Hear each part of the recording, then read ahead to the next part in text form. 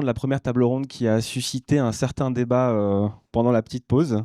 Donc, je vous invite à poursuivre ça sur les réseaux, sur LinkedIn, si vous le souhaitez, par exemple.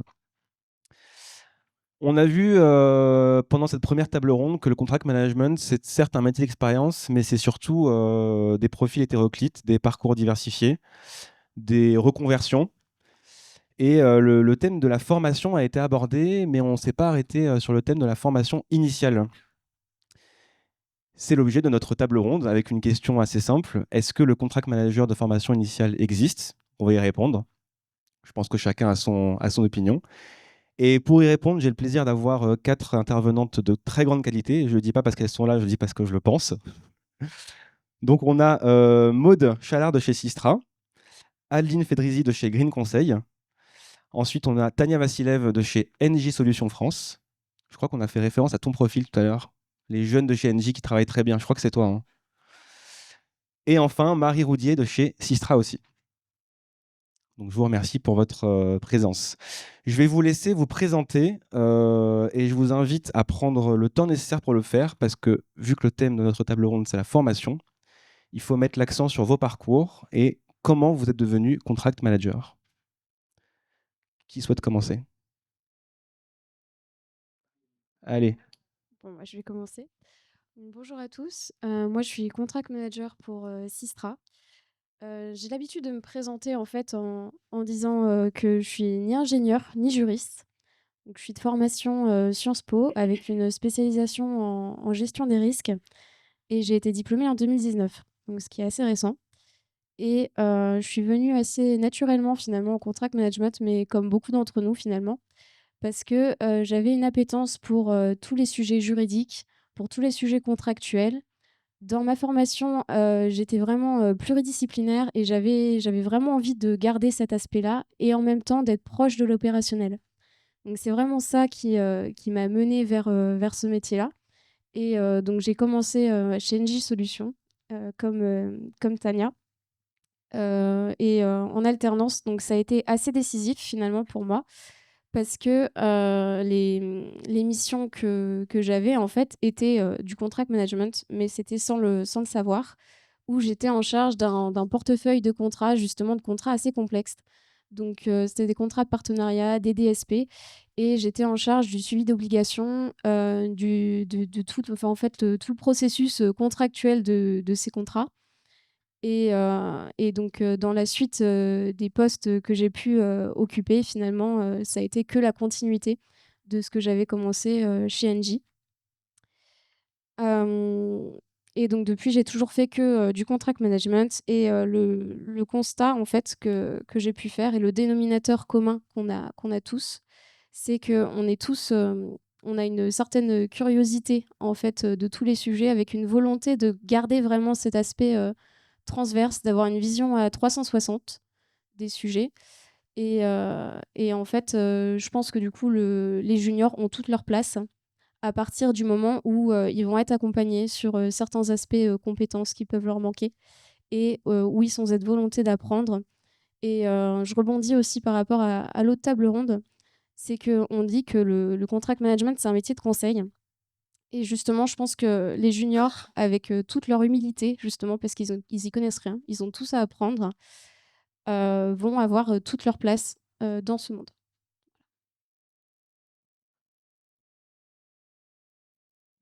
Je prends la main. Bonjour à tous, merci pour votre accueil et merci à l'ICM pour, l'invitation à cette table ronde qui va être, très intéressante. Quelques mots pour me présenter, donc je m'appelle, Tania Vassilev et je suis, chez, NJ Solutions depuis, on va dire 1 an et demi. L'année dernière, j'ai rejoint, l'équipe de Peggy Houdard qui a animé la première table ronde, tout à l'heure, en alternance. Donc j'ai rejoint, son équipe, pour, 1 an de stage et je suis en CDI, depuis, octobre 2023, donc ça fait à peu près 8 mois, donc c'est tout frais, et je suis, basée, à Rennes. J'ai découvert le métier l'année dernière, je l'ai découvert à travers l'alternance et pour revenir un petit peu sur mon parcours, j'ai une formation de juriste. J'ai fait, un master 1 de droit public général, à la Sorbonne et à la suite de ça, je me suis spécialisée en droit de l'énergie, toujours à la Sorbonne, qui est un master en alternance et pour moi, c'était très important de finir, mes études avec de l'alternance parce que j'avais très envie de mettre un pied dans une entreprise et une entreprise, comme Engie, en fait, pour moi, c'était une très, très belle opportunité et comment j'ai découvert, l'annonce, en fait, c'est notre directeur de master qui nous a fait suivre des propositions d'alternance dans différentes, entreprises. Donc il y avait GRT Gaz, il y avait Engie Solutions, donc que de contract manager. Donc c'était intéressant, il y en avait environ 3 ou 4 et je me suis dit: «Bon, c'est pas un métier que je connais». Moi, j'ai fait que du droit. Est-ce que j'y vais? Est-ce que je prends le pari? Est-ce que ça va me plaire? On va y aller et j'ai lu un petit peu, de quoi il s'agissait, je me suis, beaucoup intéressée, en fait, aux entreprises aussi parce que j'avais pas envie de me lancer, dans une entreprise, en fait, qui correspondait pas, à mes valeurs, à mes visions des choses et cetera et je me suis dit: «Bah, je vais choisir Engie Solutions». Ça a matché. Ça a matché avec, mon tuteur, de l'époque et je me suis lancée dans l'alternance et c'est là où j'ai été accueillie par les équipes, et c'est là où j'ai appris, tous les jours en fait finalement, un petit peu plus, j'en ai appris un petit peu plus sur le métier. Heu, donc donc voilà, c'était assez intéressant, mais c'était de l'alternance si vous voulez, donc on est dans un espèce de cocon. On est entouré par les équipes, on a un petit peu droit à l'erreur, enfin je dis pas qu'on n'a pas le droit à l'erreur après, hein, mais c'est différent, c'est-à-dire on apprend quoi, on apprend, donc c'est assez confortable. C'est une zone de confort encore. Les choses ont changé quand j'étais en totale autonomie sur, la région, en Bretagne, donc il y a 8 mois et là, c'était très différent. Là, je me suis dit: «On va moins rigoler». Ça va être quelque chose, ça va être un vrai défi, je pense, ça va être très intéressant parce que j'ai eu des bases à l'école, j'ai eu des notions, donc sur la gestion de projet, sur, la notion de risque, sur toutes ces choses-là. Mais devoir, s'imposer devant une équipe projet, devant des personnes qui ont quand même pas mal d'années d'expérience derrière eux, c'est pas évident et ça, on l'apprend pas à l'école. Donc voilà, je vais, garder un petit peu de voilà, on continue. Je vais passer le micro maintenant, merci. Merci Tania. Donc Adeline Fedrizi, associée du cabinet Green Conseil, spécialisée en project management et en contract management. Je vais expliquer après pourquoi je le souligne. Et comme toi, Marie, je suis ni juriste de formation, ni ingénieure de formation. Et ça m'a amusée, j'ai entendu Peggy dire quelque chose pendant l'animation tout à l'heure de la table ronde. Parfois, je le dis à très très demi-mot, ma première formation d'origine, parce que j'ai un double cursus. Je viens d'une filière de lettres modernes.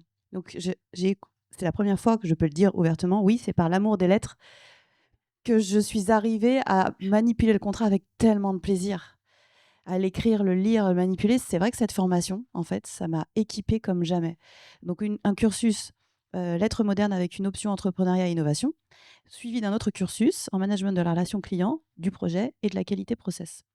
Et donc, ce double cursus, réalisé à la fin en alternance, m'a amené à aborder le projet, à faire du project management. Et chemin faisant, il y a une dizaine ou une quinzaine d'années, j'ai vu arriver le contract management, travaillant beaucoup avec le monde des achats, le monde du juridique. Nous avons vu à ce moment-là qu'il y avait une opportunité, quelque chose qui allait se développer de manière considérable. Parallèlement à cela, je vais le dire pour peut-être illustrer par moment, parce qu'en fait, en écoutant aussi tout à l'heure, je me suis dit, mais on reviendra peut-être sur ce que c'est une formation initiale, ce que ce n'est pas. Et donc, est-ce qu'il existe déjà en France du contract management en formation initiale? Parce qu'une formation initiale, c'est un cursus que l'on va suivre sans sortir du parcours éducatif, à temps plein et dans des contextes d'école ou d'université spécifiques. Donc, existe-t-il ce cursus? Ce sera une question qu'on pourra se poser.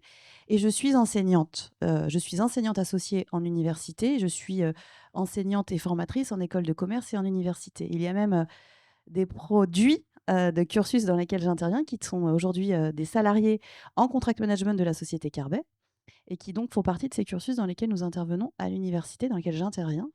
Et donc, c'est tout un cheminement et une mécanique pédagogique que de monter des cursus initiaux autour du contract management et c'est un chemin qui est en train d'être pris, donc peut-être qu'on pourra à un moment donné en discuter aussi. Voilà. Tu as le micro. Ouais. J'ai déjà le micro. Bonjour à tous. Donc je m'appelle Maud Chalard et je suis responsable du département management de projet chez Sistra. Alors pour ceux qui ne connaîtraient pas Sistra, c'est un bureau d'études plutôt spécialisé dans les transports publics, même si on s'ouvre à d'autres domaines, et on intervient aux côtés de nos maîtrises d'ouvrage, à la fois en tant que maître d'œuvre, c'est principalement notre cœur d'activité, mais également en tant qu'assistant à maîtrise d'ouvrage. Ce qui fait que chez nous, alors je le dis, on en reparlera aussi un petit peu plus tard, on a autour du contract management deux notions. On a le suivi de nos propres contrats en tant que Sistra, maître d'œuvre ou assistant maîtrise d'ouvrage. Et on a le suivi aussi des contrats de nos maîtres d'ouvrage. Ce qui fait qu'on a deux casquettes assez différentes en contract management et qu'on le dit assez rapidement aussi aux candidats qui postulent chez nous. La spécificité aussi de Sistra, et je rebondis à ce qui était dit tout à l'heure par le collègue d'RTE, c'est que bien que nous soyons une entreprise privée, nous travaillons principalement dans le domaine de la commande publique, ce qui est aussi une spécificité assez importante et qui fait du coup, moi, le lien avec ma propre formation, puisque je suis juriste en droit public, un master 1 en droit public de l'université Lyon 3 et puis un master 2 de l'IEP Lyon 2 en sciences politiques et droit public. Donc, c'est ce qui m'a aussi permis, après 10 ans en collectivité territoriale, d'atterrir chez Sistra, qui traite quand même de services publics, d'intérêt public, et de faire un vrai lien. Et dernière chose sur ma présentation qui est déjà beaucoup trop longue, dans le département que je supervise chez Sistra, on a une spécificité en fait autour des métiers du management de projet. C'est qu'en fait, on intervient à la fois en production sur les projets, donc autour de tous les métiers, risques, contrats, coûts, planning, OPC, qualité. Voilà, on est en prod direct. Et on s'occupe aussi de l'animation métier, donc qui nous permet en fait d'avoir des communautés métiers, dont une communauté de contract managers. Il y a à peu près 40 contract managers chez Sistra France. Donc on anime cette communauté par le biais de création d'outils, coaching, accompagnement et surtout de la formation. Voilà. Ce qui nous permet à la fois d'animer notre vivier de contract et de faire venir en interne des collègues qui ne sont pas du tout des contracts en leur donnant envie. J'entendais aussi ça dans la précédente table ronde, comment on fait venir les gens en dédramatisant, voilà, en arrêtant de faire passer le contract management pour ils viennent seulement quand il y a un problème. En mode pompier, nous on dit souvent ça. Donc dédramatiser, faire des formations où les gens passent un bon moment, faire des événements où on est un peu fun aussi. Voilà, on montre qu'on sait faire autre chose qu'être sérieux, à lire les contrats et à donner des réponses pratico-pratiques. Donc ça aussi apporte en fait du plus à la vision que peuvent avoir les gens de ce métier. Clairement, nous, on le voit après nos sessions de formation, on a énormément de gens qui disent ouais, je pourrais être intéressé, pourquoi pas. Voilà. Ce qui n'était pas le cas il y a encore quelques temps. Voilà. Merci beaucoup. Je me rends compte que je ne me suis pas présenté. Donc, je le fais en deux phrases. Donc, Ryan Bouchmid, donc consultant contract clé management chez Carbet Consulting, du coup, avec Frédéric et Inès qui sont juste là. Et juriste. Alors, je sais qu'on est quand même de plus en plus, j'ai l'impression. Donc, tant mieux. Pardon ? Et mieux payé. On en reparle après, Frédéric, ça. T'inquiète pas, j'ai écouté les rémunérations, c'est gravé là-dedans. Bah, bien sûr, bien sûr, bien sûr. Je suis pas le seul, je pense. Donc, deux formations juridiques et avant de faire du contract management, j'ai fait de l'arbitrage et de la médiation. Donc, je vous propose de rentrer dans le vif du sujet. Et en fait, je comptais vous demander ce qu'était la formation initiale, mais au final, Adeline, tu l'as plus ou moins définie. Sauf si quelqu'un veut rajouter quelque chose sur la différenciation de ce qu'on entend par initial, continu. En fin de compte, ce n'était juste pas du tout prévu, mais quand même, nous avons échangé avant de venir et je me suis posée, j'ai fait mon maître Capello. Parce qu'en fait, on va tous se dire, c'est quoi la formation initiale, oui, non, formation continue. Est-ce qu'on sait réellement ce qu'il y a derrière? Il y a des critères étatiques, réglementaires, administratifs, ultra précis. Je ne vais pas les étaler là tout. Mais ce que l'on dit, la formation initiale correspond à la formation que l'on suit avant l'arrivée sur le marché du travail. Ok, dont acte. Sauf qu'on est en 2024. Et aujourd'hui, quand on arrive sur le marché du travail, et je pense que on l'a toutes vécu, même si je vous dépasse très largement pour certaines en âge, et ben en fait, on se dit plus, je vais faire ça toute ma vie. Autrement dit, on a créé un référentiel de métiers de formations initiales qui tendait à dire ce que je vais suivre dans mes études supérieures, et lorsque je vais sortir de celle-ci, ce sera ce qui va être mon marché du travail. Sauf qu'on est en 2024. Et donc aujourd'hui, on arrive sur le marché du travail et je pense à certaines personnes et certains jeunes profils ici présents en se disant « Ok, qu'est-ce que je vais faire pendant 2, 3, 5, 7 ans et je verrai après ». Donc, est-ce que les formations initiales sont les mêmes qu'il y a 10, 20 ans ou 30 ans quand on parlait de formation initiale? Et donc, qu'est-ce que la formation initiale pour le contract management, tellement pluridisciplinaire, dont tu peux venir, on l'a vu juste avant et on en parlait à la pause, par 1000 chemins, qui t'ouvre finalement plus de portes que plein d'autres métiers? Je pense que finalement, la question, elle est presque plus tout à fait à considérer comme avant. Donc, d'un point de vue administratif, j'ai envie de dire, la formation initiale en contract management, oui, elle existe. Il y a des diplômes universitaires, il y a des diplômes il y a des diplômes certifiants de niveau bac plus 4 et bac plus 5. Évidemment, ça existe.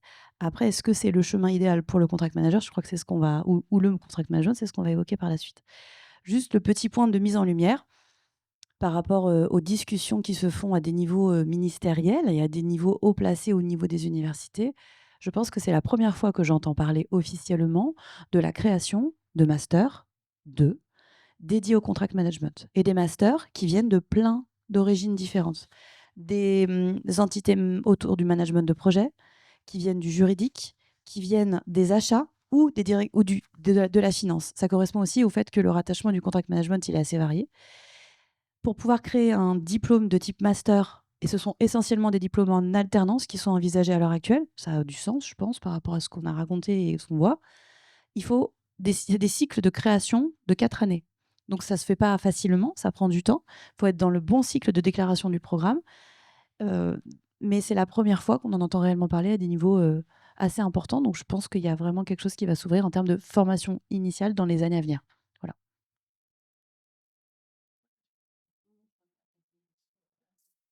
Ceci étant dit, on met fin au suspense. Est-ce qu'il existe? En fait, on ne sait pas trop, quoi. Oui, non. Moi, j'aurais tendance à dire que pas vraiment, mais qu'on s'inscrit dans un nouveau cycle qui vise à créer ces formations initiales. Et j'espère que ce cycle ira à son terme. Maintenant qu'on s'est dit ça, en fait, on ne s'est pas dit grand-chose. Donc, il n'y a pas de formation initiale, ou s'il y en a, elles ne sont pas forcément encore hyper adaptées. On a tous, je reconnais plein de gens ici qui recrutent. Donc, on est tous à la recherche des pépites, on se les arrache. Donc maintenant, la question, c'est où est-ce qu'on le trouve en fait? Où est-ce qu'on trouve le contract manager? Est-ce que c'est des reconversions? Bon, ça, c'était un peu la première table ronde. Mais surtout, comment on peut attirer les juniors notamment? Comment on peut accompagner les reconversions? Comment on peut identifier un bon profil? Alors, on l'a un petit peu évoqué à la première table ronde, mais là, je pense que l'éclairage va être différent parce qu'on a des personnes qui sont plutôt côté recruteur, de ce côté-là de la scène, et plutôt des candidats, ou en tout cas des jeunes candidats de l'autre côté de la scène, donc qui sont maintenant en place depuis quelques années. Donc voilà, c'est un peu tout ce focus sur le recrutement. C'est quoi un bon profil? Qu'est-ce qu'on pense des juniors? Comment on identifie? Est-ce qu'il faut et comment on peut pallier au manque d'expérience? Alors j'ai entendu, c'est Éric Decloset qui est parti malheureusement, mais je pense que vous partagez tous ce point de vue, qu'il faut une expérience secteur, une expérience terrain, sinon si on poussait le raisonnement à l'extrême, c'est en fait à quoi servent les juniors à part faire du data mining, remplir des lignes Excel. Alors moi je suis pas du tout d'accord avec ça, comme vous pouvez l'imaginer. Et je pense que Tania pourra nous apporter un éclairage assez intéressant. Mais en tout cas, voilà, question du recrutement et vraiment vos points de vue recruteurs et vos points de vue plus candidat junior m'intéressent et je pense qu'ils intéressent tout le monde. Donc nous, on n'est pas sur les profils juniors, a priori. Si, bien sûr que si. Non, mais déjà, il y a un point important, mais j'en ai discuté avec Vincent il n'y a pas longtemps, qui est présent ici. Quand on recrute, nous, et je pense qu'on en avait peut-être parlé, Ryan. On commence pas du tout par regarder la formation initiale, pour le coup. C'est plutôt... Et surtout, on regarde l'approche. Et si on parle des profils juniors, on parlera peut-être après de la reconversion, mais c'est de quoi tu as envie? Est-ce que tu es débrouillard? Est-ce que tu sais te positionner? Est-ce que tu sais répondre? Est-ce que tu es curieux? Est-ce que tu sais parler? Est-ce que tu sais te poser? Est-ce que tu sais synthétiser? Le sujet, c'est pas c'est pas la première question, c'est pas, ou du moins, c'est pas ce qui est discriminant. Ça va donner un éclairage, ça va permettre de positionner, de savoir si ça peut matcher par rapport à plein de choses. Mais c'est la première question, c'est pas c'est quoi ton diplôme? Ouais, je suis complètement d'accord avec toi. Je pense que je l'ai, aussi enfin moi j'ai eu un vrai changement de position là-dessus, hein, parce que je suis, comme je l'ai dit, juriste, donc j'avais un côté très, le contrat, c'est pour les juristes, enfin voilà, qui a disparu quand même il y a quelques années parce que, enfin je le vois moi dans ma propre équipe, les profils sont complètement différents. On a, de l'ingénieur généraliste, du juriste, des gens qui n'ont absolument aucun lien, avec le métier, qui ont appris, sur le tas, enfin comme on dit. Donc, tout ça mélangé fait que en plus, comme on a, continuellement des échanges d'équipe, chacun s'apporte quelque chose sur une partie qu'il n'a pas, initialement et ça c'est super important, dans ce métier-là. Il y a pas de juste pour compléter ce que tu dis et ton retour est intéressant, il y a pas de mauvais profil. Il y a pas on se dit: «Bon alors les juristes c'est mort, les ingénieurs c'est mort» ou ce genre de choses? Non, après, il y a quand même, voilà, quelques, prérequis, hein, sur on va dire la compréhension globale, la compréhension générale, en fait, du contrat, de où se place le contrat dans un projet, qu'est-ce qui est important de regarder, qu'est-ce qui est important de, voilà, de mettre en lumière. Mais clairement, enfin, ça a été dit aussi avant, je pense que ce qui est essentiel, c'est, la relation à l'équipe projet et le fait qu'on est sur des métiers où si on a peur, ce qui est souvent le cas quand on démarre, hein, il faut bien se le dire, d'aller discuter avec un directeur de projet qui a, 20 ans, 30 ans de plus, avec des équipes projets plus techniques, des équipes travaux par exemple, où il faut aller, sur les bases vie, au contact, passer du temps avec pour avoir de l'info. C'est un peu compliqué. Alors c'est des choses qu'on peut pas toujours forcément détecter à un entretien d'embauche, hein. On sait comment ça se passe, les entretiens d'embauche. Mais effectivement, c'est des choses qu'on va regarder, assez rapidement. Ce côté, relationnel, qui à mon sens, est fondamental, dans le métier et après, il y a vraiment une question, pour moi autour de la curiosité, hem, du métier et puis, sa propre curiosité, l'envie d'apprendre. Alors à la fois avec des plus seniors, des pairs, enfin voilà, des gens qui peuvent apporter ça, mais aussi tout seul. Parce qu'il y a énormément de littérature sur le métier, mais finalement, il y a aussi beaucoup de choses qu'on apprend, en allant lire à droite, à gauche et en regardant, d'un peu plus près, mais tout seul. Hem et surtout, moi, ce que je regarde quand même assez rapidement aussi, c'est, ne pas rester sur ses acquis et ne pas penser que parce qu'on l'a fait pendant, 1 an, c'est bon, on sait, quoi.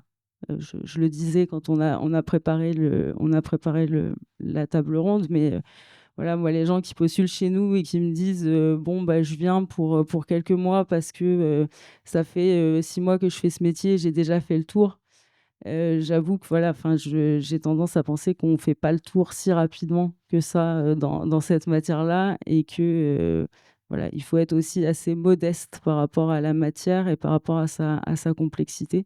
Donc on apprend, tout du long, quoi, voilà. Et si on s'ennuie déjà au bout de 6 mois, effectivement, c'est un mauvais point de départ. Bon, ça paraît logique ce que je viens de dire.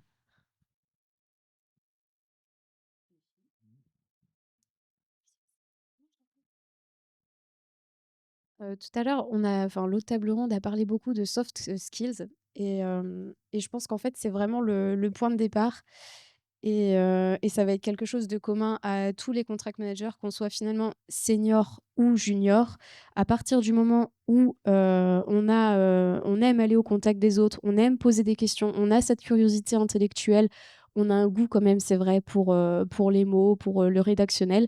Il y aura pas, en fait, de difficulté à évoluer dans le métier de contract manager et finalement, quand on regarde toutes les offres d'emploi, on a l'impression quand même qu'on cherche un peu le mouton à 5 pattes. Donc quelqu'un qui a fait du droit, qui est ingénieur, qui a 10 ans d'expérience, qui parle anglais. Finalement, en fait, je suis pas certaine qu'il y ait un profil qui réponde à l'ensemble des critères d'une offre de contract manager. Donc pourquoi pas, finalement, les juniors. Et finalement, quand on postule sur des offres, et ben, on se rend compte que finalement, ça marche et qu'avec de la volonté, avec de la curiosité, et effectivement, c'est vrai, un apprentissage aussi tout seul, ça nécessite de beaucoup se documenter, eh bien, on y arrive et il y a pas forcément de difficulté quand on est accompagné, quand on est avec les bonnes personnes et quand en fait, il y a aussi c'est un métier aussi où l'aspect humain compte énormément. Et je pense que là où il faut miser aussi, surtout quand on a des profils juniors, c'est la complémentarité en fait du profil avec le reste de l'équipe. Par exemple, si on a un chef de projet qui va beaucoup s'y connaître sur la technique, finalement, le contract manager plutôt junior, il va être bien accompagné. Et justement, ça permet peut-être parfois de moins se marcher sur les pieds et qu'il y ait vraiment une vraie harmonie qui se crée avec une belle dynamique qui peut en être. Je suis d'accord avec toi. Quand tu parles d'accompagnement, je pense que c'est, quelque chose à privilégier lorsqu'on souhaite, recruter un junior parce que forcément le junior sort d'école, il a quelques notions, mais il n'a pas l'expérience qui va avec, il n'a pas, la fameuse, bouteille, enfin, il n'a pas tous les éléments, stratégiques, voilà, qu'il a qu'une autre personne aurait pu voir tout au long de sa carrière. Donc je pense qu'effectivement, il faut en profiter à ce moment-là pour, réussir à l'accompagner et à lui, transmettre en fait, tout le vécu, que ses collègues, qui ont un petit peu plus d'expérience que son manager a et je pense que c'est ça aussi qui va faire toute la différence. Parce que ouais, faut pas sous-estimer le fait que quand on recrute la personne, à un moment donné, elle va se sentir assez seule quand même et je pense que le fait d'être entouré, ça peut faire vraiment toute la différence. Mmh. Évidemment, d'être dans une équipe et de se sentir entouré, ça fait la différence, ça c'est sûr. Mais je voulais juste rebondir un peu sur un petit point que tu as pointé du doigt, Marie. Et en fait, quand tu as posé la question, est-ce qu'il existe un mauvais profil ou pas? Évidemment, on se dit tous non. Moi, mes critères de recrutement 2024, c'est audace et curiosité. Donc voilà. Et après, on met derrière, on trouve. Par contre, si on veut se parler vrai, et j'écoutais des questionnements de consultants indépendants, de profils plus juniors, de profils plus seniors. Et il existe des mauvais profils, si on veut être honnête. C'est-à-dire que il y a 2 catégories de mauvais profils. Je vais parler de ce qu'on ne dit pas forcément, mais il y a des environnements où tu vas essayer de candidater, de positionner un consultant. Tu ne le sais pas forcément, mais dans l'équipe que tu vas rejoindre, il y a une culture d'entreprise qui dit que tu peux contract manager seulement si tu es ingénieur. Tu peux contract manager seulement si tu viens du juridique, ou surtout pas si tu viens du juridique. Tu peux contract manager seulement si tu as déjà fait 15 ans de projet. Je ne dis pas que c'est vrai ou que c'est pas vrai, mais c'est un état de fait. Ça veut dire que quand vous postulez, quand vous voulez vendre vos prestations, il faut essayer d'arriver à qualifier l'environnement dans lequel vous vous trouvez. Ça peut se faire sur les réseaux, ça peut se faire en posant des questions très rapidement, parce que ça ne sert à rien d'essayer de se vendre si dans l'écosystème dans lequel on veut s'inscrire, on ne va pas pouvoir être pris pour des raisons qui ne sont pas forcément justifiées, mais qui sont des raisons qui existent. Et tout le monde perd du temps. Et cette notion d'écosystème, un écosystème, c'est un environnement dans lequel des êtres vivants interagissent entre eux. Une équipe contract management, une organisation, un projet, c'est un écosystème. Et là, c'est ce à quoi ce que tu évoquais, Marie. On a besoin de profils qui se complètent bien les uns des autres. Et donc, on va avoir des équipes dans lesquelles on va avoir parfois besoin un peu de gens qui font du juridique, un peu de gens qui font du projet, un peu de gens qui ont fait de la finance, qui savent monter des budgets, qui savent faire du risk management. Et on va arriver à un moment donné où le profil qui manque, ou qu'on doit trouver, c'est plutôt celui à coloration juridique, ou plutôt celui à coloration projet. Et surtout, on a déjà dans l'équipe 5-6 seniors et on a le budget que pour un junior. Ou au contraire, on a 4-5 juniors et là, on doit prendre quelqu'un qui a de la bouteille. Tout ça pour dire quoi? Que au-delà de la formation, quand on veut se positionner, pour savoir si on est le bon ou le mauvais profil, il faut essayer de préqualifier un peu l'environnement dans lequel on va tomber et pour savoir si ça vaut le coup de prendre du temps pour essayer d'y aller. Voilà. Donc là, en fait, tu parles pas forcément du profil intrinsèquement lié à la personnalité ou à la formation, c'est pas sa personne, c'est plus par rapport aux besoins du recruteur. Oui. Ouais. Je me positionnais en tant que recruteuse Ok. ou en tant que consultante. et en tant que gérante de société de consultants, où parfois tu as un super profil, et je pense à certains qui sont présents dans la salle, et où tu sais que si tu veux les placer là, ça ne marche pas parce qu'en fait, il faut avoir fait un parcours d'ingénierie dans l'énergie pour pouvoir recevoir l'intérêt même de la personne à qui tu vas soumettre le CV, par exemple. Tu vois? Et c'est parfois pas justifié du tout. Non, C'est juste une idée préconçue du recruteur qui se dit bah, moi je veux absolument ça. Et... ou c'est un, comment dirais-je, c'est un critère de recrutement implicite et non dit et qui C'est existe. culture d'entreprise, exactement. Culture d'entreprise. Enfin, j'ai des clients qui m'ont déjà dit ok, super profil, mais là il me faut quelqu'un. Il me faut quelqu'un qui a plus de 30 ans. Il me faut pas une femme ou il me faut pas un homme. Ça dépend des fois, hein, pour des raisons qui sont pas du tout des raisons que tu peux dire en vrai. Mais on te le dit. Il y a des moments, il y a des cultures d'entreprise, des cultures d'équipe, c'est particulier, quoi. En vérité, c'est pas que en contract management, j'imagine, ce genre c'est dans toutes les professions en fait. Non, tu penses qu'il y a En un... fait, ce que je pense, c'est que dans les professions très cadrées, quand tu as un référentiel, enfin, il faut connaître telle fiscalité ou telle réglementation RH, ou il faut savoir faire un bilan comptable, c'est peut-être moins, c'est peut-être moins sur les soft skills, sur le savoir-être. On a évoqué ce matin, il faut savoir se positionner, il faut savoir être un renard, comme disait un renard, un Vieux. vieux Il a renard, dit vieux. Hein. un vieux renard. Oui, bon, un renard déjà. Et donc, il y a un côté savoir-être, positionnement, et c'est peut-être plus prégnant. Voilà.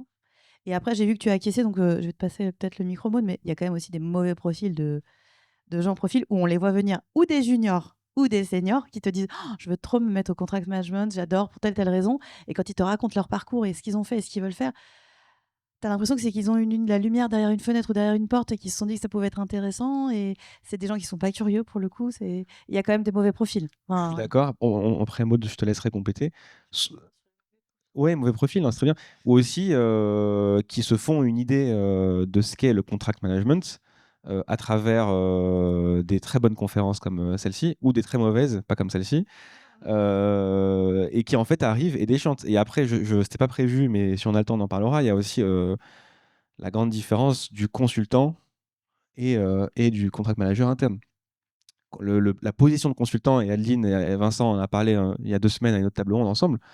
La position de consultant, elle est quand même aussi assez spécifique. Ça demande de s'imprégner de différents secteurs, d'adhérer ou pas à des cultures d'entreprise assez différentes, de passer d'un projet à l'autre. Donc c'est aussi quelque chose de... je ne sais pas si on a le temps d'en parler, on verra. Maud, sur les mauvais profils, vas-y, lâche-toi. C'est une très, très vaste question et quand même pour beaucoup au départ, très subjective, quoi. Enfin, moi, j'ai quand même tendance à laisser parler. Il y a pas que moi, hein, je rassure en disant ça, qui décide dans les recrutements, mais j'ai tendance très souvent à laisser parler le feeling, quoi. Et effectivement, il y a des gens, bah, c'est comme ça, hein, comme toute relation humaine, ça peut pas fonctionner avec tout le monde. Mis à part le fait, enfin, que moi, j'ai toujours une tolérance, hein, sur les entretiens d'embauche. C'est aussi pour ça qu'on en fait, voilà, parfois un second avec une autre personne. Parce qu'on le sait, on peut le louper, quoi. On peut passer complètement à côté de la plaque en sachant que ça dure pas non plus des heures. Et il faut être très bon tout de suite, tout montrer, tout expliquer, montrer ses meilleurs côtés. Enfin, c'est pas si simple comme exercice. Euh, les profils, voilà, moi m'enchantent moins, on va dire. C'est pas que j'aime pas ça, mais c'est les gens qui arrivent en pensant déjà tout savoir. Euh, Et on a, nous, régulièrement le cas, on en avait aussi parlé, mais des gens qui arrivent en disant j'ai fait du contract pendant 15 ans pour des grosses boutiques privées, généralement dans les fluides, enfin voilà, ce genre-là, et qui disent bah, c'est bon, embauchez-moi, je demande 95 k et puis je suis le meilleur du monde, quoi. Et effectivement, à la première question de vous savez que Sistra travaille quasi exclusivement en droit de la commande publique pour ses clients publics. Vous en êtes où par rapport au code de la commande publique, l'exploit MOP, les CCAG, enfin voilà, toutes ces joyeusetés. Et là, il y a un espèce de blanc de ah bon, mais Sistra est une entreprise privée, pourquoi c'est pas du droit privé? Voilà. Bon, ce qui n'est pas grave en fait dans les faits, puisque ça s'apprend. Il y a des logiques en gestion contractuelle qui sont tout à fait transposables, qu'on soit en public ou en privé. Et effectivement, ça fait tout de suite redescendre en fait le truc du je suis le meilleur du monde, je vais vous demander 95 K et puis signer. Enfin, vous pouvez pas trouver mieux que moi. Bon, c'est parfois un peu exagéré, mais clairement, on a eu beaucoup d'entretiens comme ça avec la responsable RH du département, où nous, on sort de là quand même, voilà, un peu souriante ouais, ça nous plaît pas en fait. Et je pense que ça colle pas non plus en plus à la philosophie qui est derrière ce métier de contract manager. On peut pas arriver sur un projet qu'on y soit au long cours ou de façon ponctuelle quand il faut aller sauver les meubles en se prétendant tout savoir et en disant au chef de projet: «Tu as fait n'importe quoi, tu as fait n'importe quoi, tu as fait n'importe quoi» et ne pas lui donner de solution, n'être que dans la position de: «Si tu avais fait mieux, si tu avais» bon, ça ne fonctionne pas, et du coup, cette arrivée en entretien d'embauche un petit peu, trop sûre, j'ai envie de dire, moi, me donne en fait cette image de comment ça va se passer quand il va falloir aller, sur un projet où il va falloir parfois y aller avec des pincettes pour X raisons. Chaque projet est différent. Ils sont quand même assez souvent compliqués, hein, sinon c'est pas un vrai projet si tout se passe bien. Donc effectivement, si on arrive déjà en terrain conquis un peu, je vais vous apprendre la vérité et comment vous auriez dû faire, voilà, ça ne fonctionne pas. Donc c'est plutôt ça, plutôt ça. Et sur ta deuxième question, c'était sur l'intégration des prestataires, c'était ça, Je sais des plus. consultants. Oui, je crois, oui. Moi, Des j'ai pas, consultants, oui. ouais, oui, on dit prestataire, pardon, chez nous. Moi, j'ai aucun souci là-dessus. Je pars du principe qu'à partir du moment où on a pris quelqu'un, que ce soit un recrutement direct ou un recrutement qui prend un peu plus de temps parce qu'on est passé par une boîte de prestataires, il y a la même intégration. Alors, ma question, c'est pas forcément sur l'intégration. Je ne doute pas que D'accord. tu, Que que tu accueilles, j'intègre bien les gens. que tu accueilles très bien les gens. C'était plus sur le positionnement. J'ai un souvenir dans mon 5 cabinet de conseil d'une personne avec une super formation qui n'avait jamais fait de conseil, qui a voulu le découvrir chez nous, dans mon ancien cabinet. Et c'était, ça ne lui convenait pas. Ça ne lui convenait pas. Pourquoi? Parce que il y a une. Peut-être que vous allez me contredire, mais je trouve qu'en tant que consultant, il y a une frustration qui peut naître du fait qu'on arrive à un moment du projet, c'est pas forcément nous qui choisissons. On nous donne une mission avec un périmètre bon, qu'on accepte, mais qui nous est quand même quelque peu imposé parfois. Et on sort du projet à un moment, souvent avant la fin du projet. On peut aussi prendre l'exemple de la réclamation, qu'on met du temps à monter, avec des réunions. On prend notre plus belle plume, tous amoureux des lettres, pour y raconter une belle histoire, emmener le public avec nous. Et en fait, on passe 3 mois, c'est urgent et tout, et puis on la termine, on l'envoie et plus de nouvelles. Et 3 mois après, on croise la personne. Ah non, mais en fait, on a transigé, c'est bon. Ta réclamation, elle cale le meuble à la campagne, c'est super. Et, ouais, et ça peut être très frustrant, en fait, ce positionnement-là. Non, mais c'est vrai, ça peut être hyper frustrant. Je voudrais juste peut-être donner la parole à Tania. Est-ce que tu pourrais, alors tu as déjà un petit peu amorcé la réponse, mais si tu pouvais compléter, ce serait super pour nous tous. Est-ce que tu pourrais un peu nous dire, toi, dans tes baskets de junior, ancienne alternante, jeune contract manager, euh, qu'est-ce qu'évoquait peut-être le contract management quand tu étais en alternance? Tu peux répondre rien, c'est pas grave. Quelles étaient tes attentes en alternance? Quelles étaient tes attentes quand tu as signé ton CDI? Et juste, ben, c'est assez rare d'avoir une ancienne alternante sur une table ronde, donc c'est toujours sympa d'avoir un petit peu ton ressenti, juste que tu nous racontes ton parcours et comment t'en es arrivé, peut-être tes difficultés, les facilités. D'accord. Je vais vite revenir sur le master, en fait, qui a été l'élément déclencheur, hein, finalement, parce que sans le master, je n'aurais pas pu faire l'alternance. C'est notre directeur de master qui a voulu, en fait, initier tout l'univers de la gestion de projet, en fait, dans le master. Il voulait vraiment sortir du juridique pur. Il voulait vraiment sortir de l'aspect universitaire, créer un master professionnalisant. Et l'idée, c'était de nous rendre opérationnels à la sortie de l'école. Donc on a eu beaucoup de chance d'avoir des intervenants des praticiens, donc soit des avocats, soit des juristes en entreprise, soit des contract managers aussi. Donc c'est là où j'ai aussi pu comprendre le côté un petit peu plus théorique du métier. Et il nous a envoyé en fait des offres d'emploi, enfin des offres d'alternance en contract management. Donc moi, je ne connaissais pas du tout. J'ai lu les offres d'alternance et je me suis dit: «Bon, c'est pas évident, c'est pas quelque chose que je connais, mais je vais quand même y aller». Et j'y suis allée et en fait, ça m'a plu. J'ai beaucoup aimé l'aspect, opérationnel, l'aspect, voilà, on va apporter un support, au chef de projet. On va venir discuter avec toutes les parties prenantes du projet. On va un petit peu travailler aussi tout ce qui est, voilà, la posture, la stratégie à avoir en face, du client notamment et j'ai beaucoup aimé ces aspects-là et en plus, on retrouvait toutes les notions juridiques, qu'on avait acquis en fait, tout le long du parcours, universitaire. Donc j'étais, dans un univers, assez, tout nouveau, mais avec des notions, familières. Donc ça, j'ai bien apprécié et je me suis dit: «Bon, je suis là pour apprendre, donc en fait, je vais prendre tout ce qu'on me donne, en fait». Et pour rebondir un peu sur la question qui a été posée tout à l'heure et sur les profils, en fait, je pense qu'il y a des qualités, qui sont plus appréciables que d'autres, en fait et il y a des choses à avoir absolument, notamment la curiosité, l'audace, je pense qu'il faut aussi, oser, poser des questions, oser demander de l'aide, et aussi, accepter les critiques parce que quand on est jeune et quand on apprend, bah, on est persuadé parfois d'avoir, une solution à apporter. En fait, pas du tout. Voilà, donc il faut accepter la chose, il faut apprendre, il faut accepter, voilà, tout ce qu'on nous donne. Donc moi, j'ai vraiment pris tout ce qu'on me donnait et en fait, ça m'a plu. Donc je pense qu'aussi c'est une question de caractère et une question d'appétence, hein, pour, la matière, parce qu'il y a des gens, ça leur plaît pas forcément, hein, de tout ce qui est l'aspect contractuel. Non, moi, ça me plaisait vraiment et je me suis dit, «Je vais tout donner», bah, pour, espérer être embauchée, en fait, juste après. Je me suis dit: «C'est le moment, quoi». Et donc ça a marché.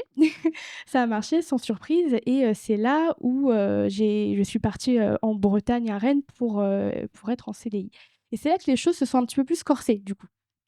Parce que les difficultés, auxquelles j'ai fait face, c'était surtout les aspects qu'on n'avait pas, à l'école. C'était tout ce qui concerne, la posture, tout l'aspect, alors attendez, je l'ai noté quelque part. Petit trou de mémoire. Si tu Oui, as oublié, c'est que c'est pas traumatisant, hein. c'est s'affirmer sa posture, c'est prendre des décisions en autonomie, donc avoir confiance aussi en les décisions qu'on va prendre et dans les conseils qu'on va donner. Et puis c'est aussi être, la fonction support, donc accepter aussi parfois qu'on n'écoute pas les conseils qu'on donne et qu'on nous dise: «Bah non, mais on va pas faire comme tu dis, en fait». Parce qu'on s'en fiche, on me l'a déjà dit, hein, donc ça aussi, il faut l'accepter. Donc bon, oui, bah, voilà, quand on est jeune, en C'est fait, c'est pas évident. pas que oui, je Ah vois. ah oui, pas que. Bon, ça me rassure. Ouais, ouais, ouais. Donc c'était surtout ça, en fait, les défis parce qu'après tout l'aspect, gestion, de contrat, maîtrise des risques, ça s'apprend et je l'ai appris, voilà. Mais c'est l'aspect, relationnel, en fait, qui était pas évident. Question qui me vient, donc tu as fait une formation juridique, hein, c'est ça? C'est ça, OK. tout à fait. 100 Est-ce que tu juriste. est-ce que tu as des, «lacunes» entre guillemets ou est-ce que tu sens que tu as un manque de formation, technique, ingénierielle dans la compréhension des projets sur lesquels tu travailles? Première question et si oui, est-ce que tu envisages de développer ta formation? Alors, pour répondre à la première question, oui, totalement. C'est-à-dire que je suis sortie d'école, bah, j'avais fait que du droit. Après le master en droit de l'énergie était assez technique, donc on avait des opérationnels qui venaient nous expliquer l'aspect métier, mais c'était très généraliste, donc c'était pas, un ingénieur, spécialisé dans les réseaux de chaleur qui venait nous faire cours. Donc il a fallu en fait, que je me forme et comment je me suis formée? Beh, c'est grâce à tout le bagage, des équipes en fait. Je suis allée les voir, tout simplement. Je suis allée les voir et je leur ai dit: «Bah, je comprends pas ce que tu fais, est-ce que tu peux m'expliquer?» Et au début, je me suis dit: «Bon, est-ce que j'y vais? Si je vais un peu passer pour la personne, bah, qui a pas d'expérience». Je me suis dit: «Est-ce que» bon et je me suis dit: «Il faut avancer au bout d'un moment». Donc je suis allée voir les personnes, je suis allée voir les opérationnels, je leur ai dit: «Écoute, je ne comprends pas, ce que tu fais. Voilà, chacun son domaine, hein, voilà. Est-ce que tu peux prendre le temps de m'expliquer? Est-ce que tu peux m'emmener, sur le terrain? Est-ce que tu peux m'emmener, en chaufferie, me montrer ce que c'est une sous-station, me montrer ce que c'est, une chaudière biomasse? Je n'avais aucune idée de ce que c'était et en fait, les gens ont pris le temps, de m'expliquer. Ils ont et c'est ça, en fait, je me suis rendu compte qu'ils adoraient ça. Donc après, j'ai plus eu peur, hein, de demander, en fait, des clarifications sur les aspects techniques mais ça ne fait pas tout, quand même. Il faut, j'ai envie encore aujourd'hui et je pense que enfin, ça me quittera jamais, mais j'ai envie d'améliorer mes connaissances sur le sujet. Ça vient un peu tous les jours à force de lire les contrats, à force d'échanger avec les équipes et ça, c'est très bien et je pense que ça fera que, enfin, je pense que je ferai que monter en compétence avec le temps. C'est vrai que parfois, je dirais pas non à 1 ou 2 formations sur, un sujet en particulier, mais c'est ce qu'on a. Donc Peggy, t'entends? Formation.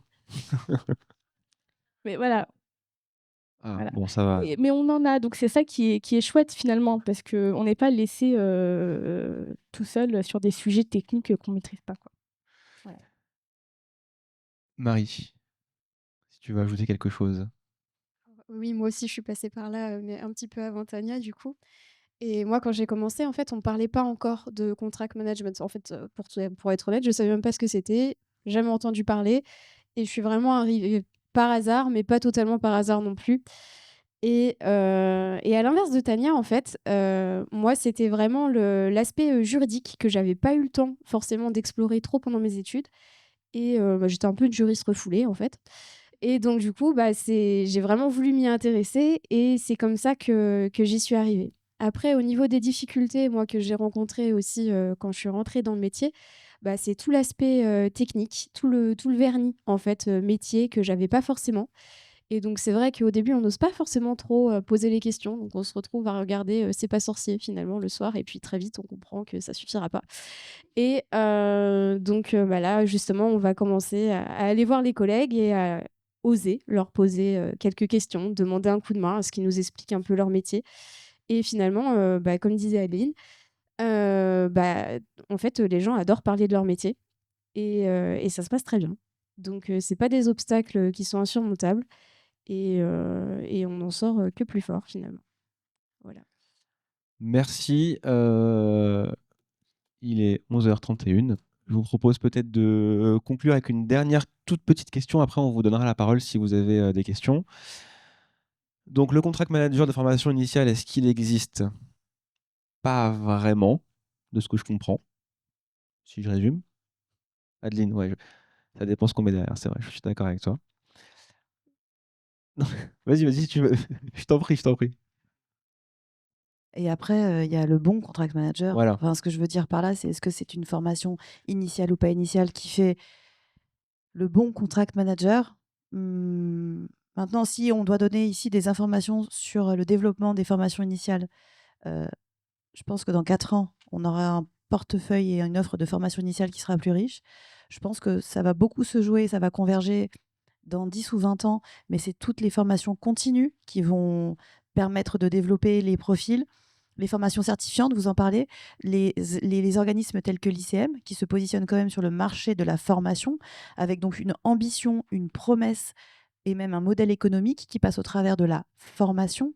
Et qu'est-ce que ça... Et donc, je pense qu'on va prendre quelques années pour converger. Et il ne faut pas se mentir aussi, c'est-à-dire que ce n'est pas une bataille de formation initiale ou continue, mais tous ces cursus, on a beau être audacieux et curieux, à un moment donné, il faut bosser. Et donc, les mécanismes contractuels, les logiques contractuelles, les processus, la méthode, les outils, il faut quand même les avoir. Il faut quand même les connaître. On peut les apprendre sur le tas, mais c'est bien d'arriver avec un bagage. Et ça, c'est quand même aussi la formation. Donc, je pense que, en tout cas, si on doit parler de formation initiale, moi, celle que je retiendrai, peut-être, et ce qui m'attire le plus, et pour le coup, je vais quand même regarder, ça reste l'apprentissage. J'avoue, je trouve que c'est un formidable tremplin. C'est un formidable terreau et donc là, voilà, je pense qu'on a encore un peu de chemin pour avoir en France une offre de formation initiale en contract management ou pour le contract manager qui tienne la route. Voilà. Juste, je rebondis rapidement, on va jamais s'arrêter sinon.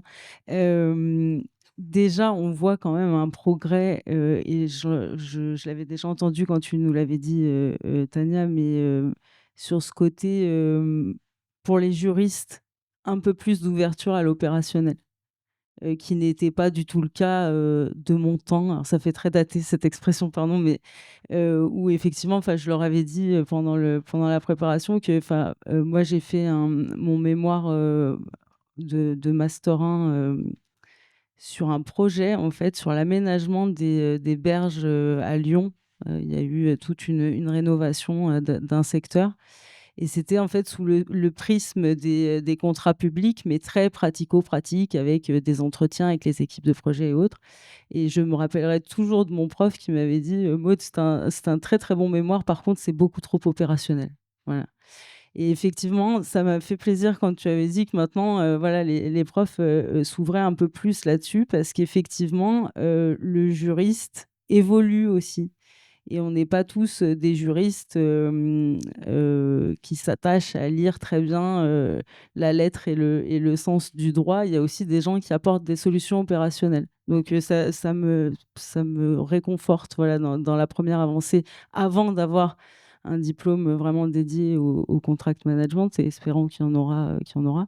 Et ça me fait, alors c'est vraiment la dernière chose que je dirais, mais surtout dire que, s'il y a pas de formation initiale, et du coup qu'on recrute quand même des juniors, bah, c'est l'accompagnement qui est prépondérant, en fait. Et il faut alors et les former, et pas les laisser se dire: «Je vais passer pour un imbécile si je pose une question». Enfin, quand je vous entends dire ça, les filles, j'avoue que ça me choque presque, parce qu'il faut jamais avoir peur de poser une question, et pas qu'en tant que junior, en tant que tout le monde. Donc c'est vraiment l'accompagnement des managers, l'accompagnement des seniors. Il y a des gens qui sont pas, managers dans les entreprises, mais qui ont, voilà, plusieurs années d'expérience au compteur, qui sont tout contents de faire ce rôle un peu de tuteur, voilà, parrain, marraine. On peut donner plusieurs termes à tout ça, et c'est surtout ça qu'il faut, en fait, diffuser, je pense, dans les entreprises qui accueillent des jeunes contract managers. C'est oui, ils sont jeunes, oui, ils ont pas tout le bagage, mais leur laissez pas se dire: «Je vais passer pour un imbécile si je pose une question». Enfin, c'est juste, pas possible, c'est pas entendable ça. Surtout quand on en a besoin.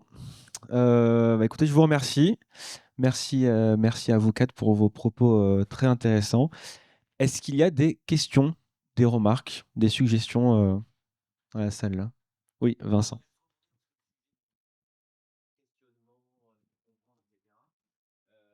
C'est à tout âge, hein, parce on arrive toujours dans des nouveaux domaines qu'on ne connaît pas, même si ça reste technique, on découvre. Et le fait d'aller vers les autres, justement, les questionner, avoir les explications, c'est super pour justement créer le lien dont on aura besoin par la suite pour traiter les dossiers. Donc, même quand on est expérimenté, moi j'encourage quelqu'un qui arrive dans un nouveau projet à faire exactement la même chose que vous.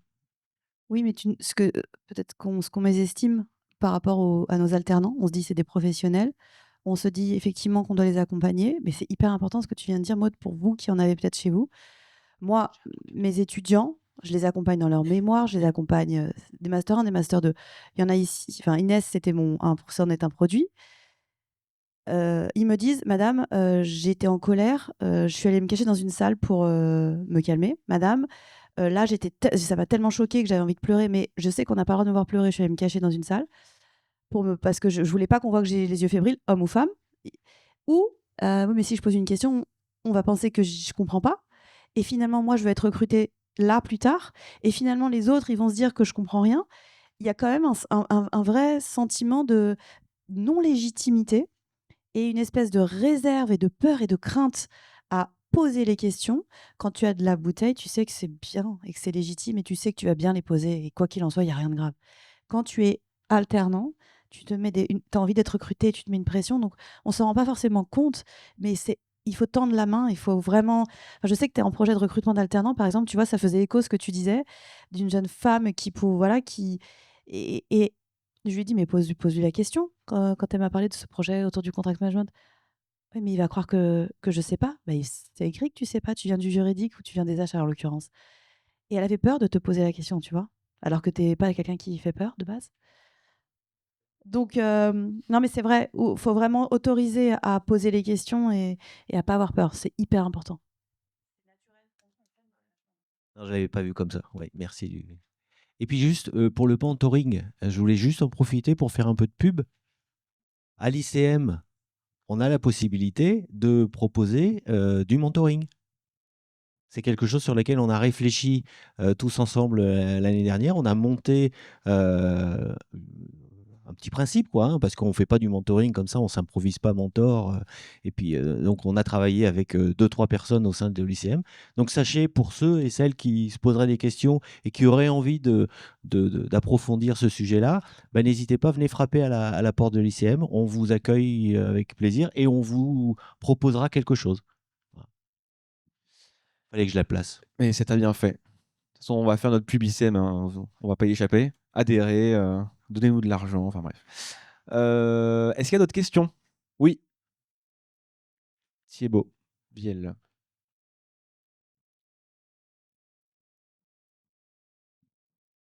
Merci. Alors, une question plus particulièrement peut-être pour Adeline, mais même aussi peut-être pour les entreprises qui sont dans la salle. Pour la petite histoire, j'avais été sollicité, moi, en septembre 2019, à la rentrée 2019, pour participer à la création d'un master en contract management avec le collège de l'Université de Bordeaux, qui regroupait à l'époque, on avait regroupé la fac de droit, la fac de Sciences Éco et l'IAE. Et quand on a déposé un peu plus d'un an plus tard notre référentiel de compétences à France Compétences, la réponse qu'on a eue, mais à quoi ça sert votre truc? On ne voit pas les débouchés. Donc, c'est à mettre en regard des 8 annonces qu'il y avait en l'année 2020 sur le job board de l'APEC. Donc, on était probablement un petit peu en avance de phase. Mais aussi, le sujet qu'on a eu avec ce master, c'est qu'il fallait absolument faire de la formation continue et pas de la formation initiale. On nous avait dit, vous ferez que de la formation continue avec ce master. Très personnellement, n'étant pas dans les rouages de l'université, je n'ai pas vraiment compris pourquoi. Et j'entends dans ce que tu disais tout à l'heure qu'il y a plein de masters qui sont en train de se créer, mais plutôt aussi sur de la formation continue. Donc j'ai en fait 2 questions. C'est d'abord, pourquoi privilégier formation continue à formation initiale dans la création de master, puisqu'on a vu qu'il y avait un manque. Et la deuxième question, c'est les entreprises sont-elles prêtes maintenant à mettre du budget, à dégager du temps pour que des gens viennent en formation continue? Parce que malgré tout, c'est quand même, au-delà d'aspects financiers, etc., c'est du temps de ressources qu'il faut dégager. Et quelle est la formule qu'elle privilégie dans la formation continue en termes d'alternance, présence en entreprise, présence en formation? Hyper vaste. Il y a plein de possibles champs des possibles de réponses alors, en vrai, il y a un sujet business, hein, derrière. Donc je peux pas forcément me prononcer pour le contexte, dont tu parles et pour quelles ont été les raisons. Il y a 2 choses que 2 éclairages que je peux apporter. C'est la méconnaissance absolue du monde du management des compétences étatiques et universitaires de ce qu'est le contract management. On est en train de parler entre nous, on est éclairés. Aujourd'hui encore, Inès est sortie parce que je pense qu'elle nous prépare. Ah, t'es là? Voilà.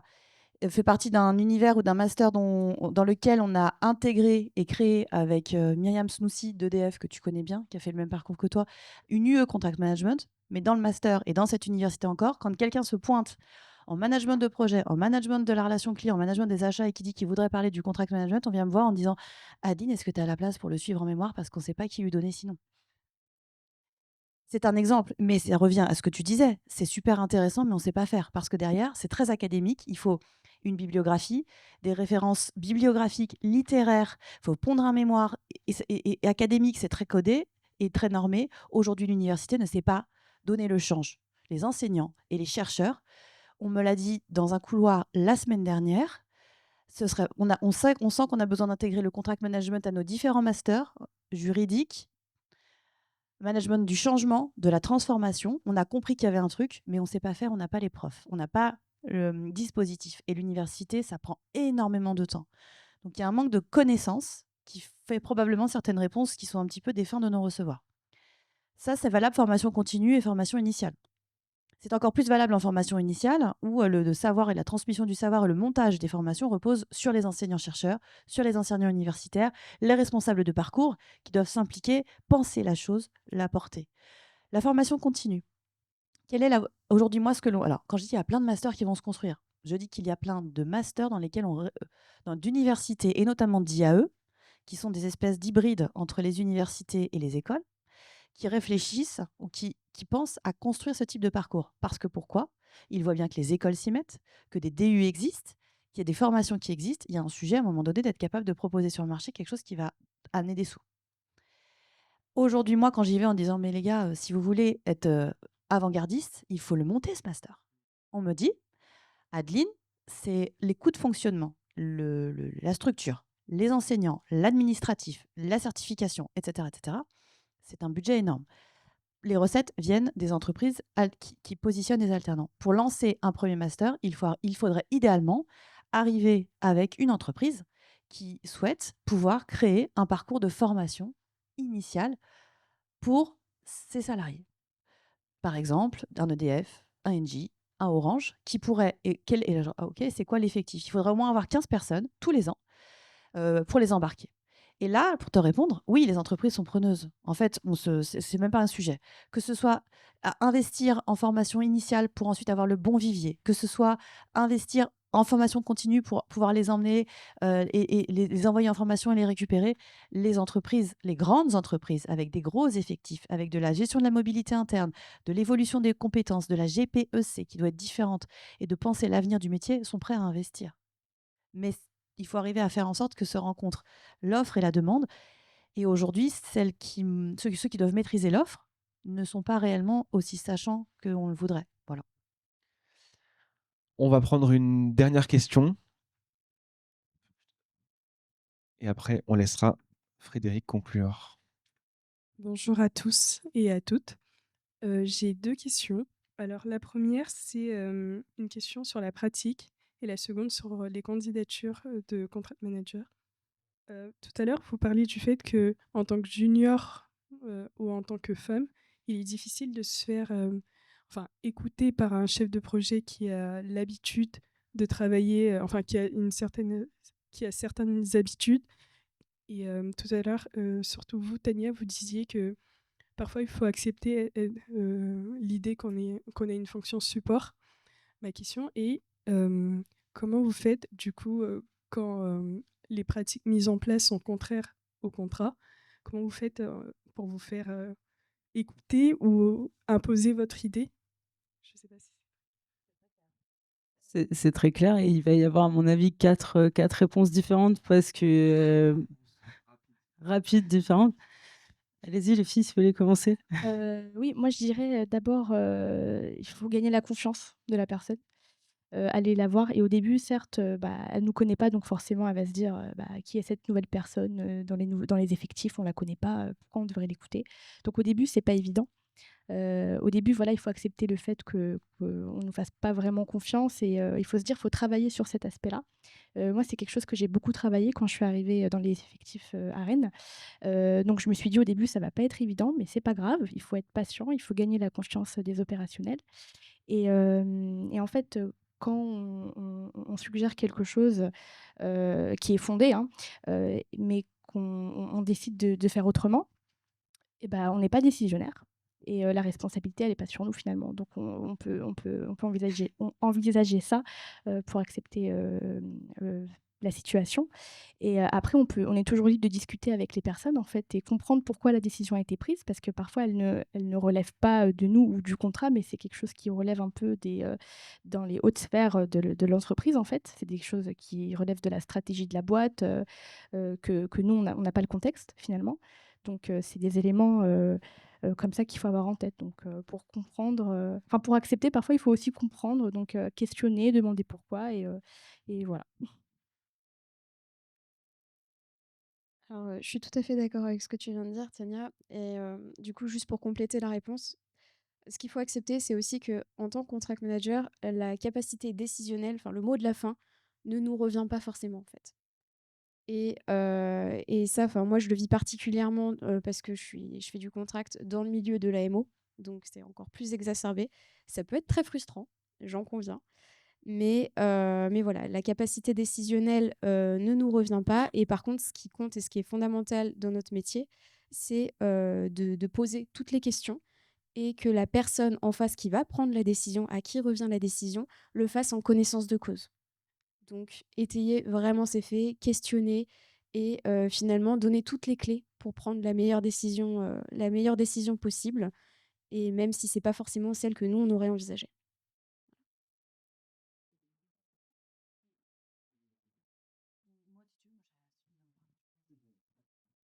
Alors je ne sais pas si ta question, était, toujours en rapport avec le côté, junior et comment on assoit, les choses. Je reviens juste là sur, voilà l'accompagnement nécessaire parce que des gens qui sont, ultra confiants et voilà, toujours, au bon endroit, au bon moment à 25 ans, c'est un petit peu compliqué de demander tout ça. Donc je pense qu'il faut, voilà, avoir vraiment cet accompagnement et trouver toujours le juste milieu entre, ne pas s'excuser d'être ici. C'est ce que je dis moi très souvent à mes alternants et qui restent après chez Sistra avec nous: «Excusez-vous pas d'être ici». Mais par contre, trouver le bon équilibre entre la surconfiance, en fait. Il y a vraiment, voilà, une frontière entre les 2. Mais vraiment jamais dire, «Bon, je suis le petit jeune, qui débarque, je vais me faire, dans un trou de souris et puis, je vais attendre, que l'orage passe». Enfin, non. Quand il y a quelque chose qui va pas, quand, il y a une question à poser, enfin, il faut le dire avec les formes, hein, bien évidemment et toujours, dans le respect, de l'autre et des collègues, mais jamais s'excuser d'être un jeune, dans une entreprise. Enfin, clairement, ça me paraît quand même assez essentiel. En tout cas, moi, c'est ce que je leur diffuse et au démarrage, je m'aperçois que c'est très compliqué ça, mais va poser la question, vas-y tout seul ou j'ai un problème avec un tel, il met, des semaines pour me répondre, voilà, je suis toujours, le dernier dans la pile de ces questions. «Est-ce que tu es allé le voir? Est-ce que tu es allé lui parler?» «Non, j'ai envoyé des Teams, j'ai envoyé des mails». Va le voir, prends 5 minutes, voilà. Il faut aussi accompagner comme ça. Et cet accompagnement, il passe quand même vraiment par «S'il y a un problème, je suis là, tu le sais. Par contre, on travaille en confiance, donc lance-toi», quoi. C'est vraiment cette idée. Merci à toutes et à tous. Je vais laisser, Frédéric, conclure la table ronde.